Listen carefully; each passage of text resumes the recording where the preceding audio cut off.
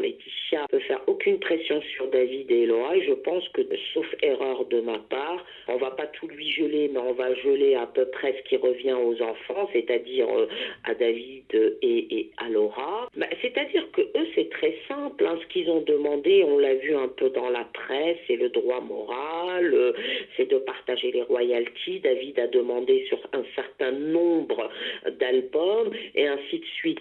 Faire pression, non, parce que de toutes les façons, on ne peut pas faire pression sur Laetitia à partir du moment où Johnny a décidé qu'elle était sa seule héritière. Le seul problème, c'est que cette histoire est contestée, cet héritage est contesté parce qu'il a été fait en Californie, donc sous l'égide du droit américain et non le droit français. Comme vous le savez, en France, on ne déshérite pas ses enfants, d'où l'enjeu. Il y a une autre décision qui va avoir lieu, me semble-t-il, c'est le 22 mars, ou le 22 janvier, à vérifier quand même, c'est est-ce que Johnny Hallyday, pour résumer, était français ou américain. Et là, ça change la donne. Mais pour l'instant, c'est une histoire sans fin.